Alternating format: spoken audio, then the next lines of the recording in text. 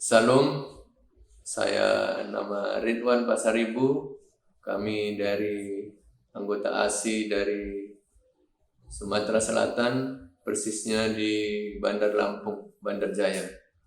Kami usaha di bidang budidaya semangka lebih kurang 3 tahun ini, dan sehubungan dengan situasi COVID, banyak usaha yang tutup. Tetapi oleh pertolongan Tuhan, bagaimana kebaikan Tuhan yang kami alami selama 3 tahun ini, kami akan saksikan pada saat ini. Dan saudara, menanam semangka adalah satu tanaman yang cukup menjanjikan, tetapi banyak tantangan yang dihadapi. Teristimewa di dalam hal cuaca yang selalu berubah-ubah, yaitu hujan yang ekstrim dan juga kering yang ekstrim. Untuk itu, pada saat yang lalu kami telah mengalami banyak hal yang seharusnya tidak perlu terjadi.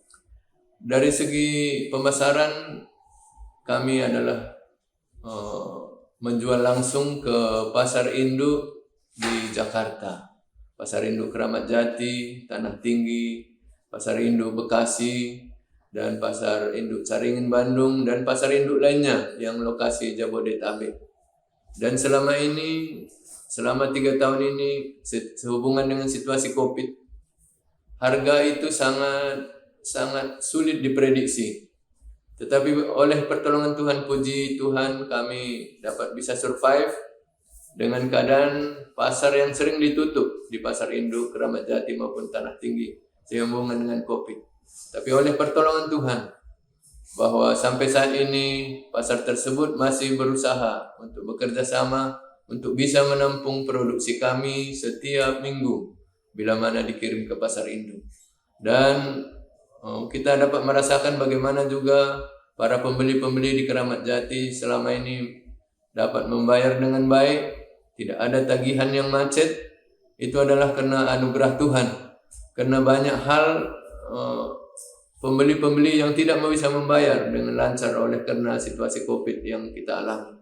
Dan begitu juga situasi produksi.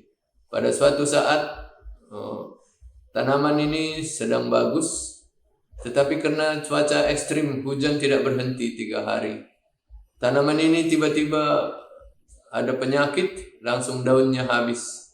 Tetapi pada suatu saat waktu itu tiba-tiba daun yang di atas habis, tetapi daun yang di bawah yang berhubungan dengan tanah masih ada, sehingga produksi ataupun panen masih bisa dapat walaupun itu hanya 50%.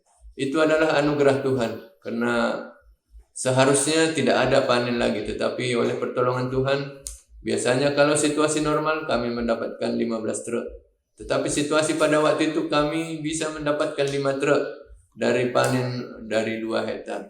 Ini juga oleh kebaikan Tuhan.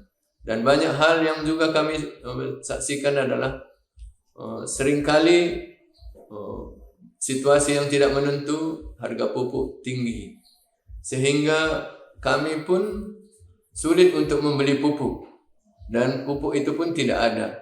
Untuk itu kami oleh petunjuk Tuhan, kami melakukan namanya pupuk organik, sehingga untuk menukar pupuk yang selama ini yang kami butuhkan ditukar dengan pupuk organik, yaitu dengan kotoran sapi dan juga eco farming.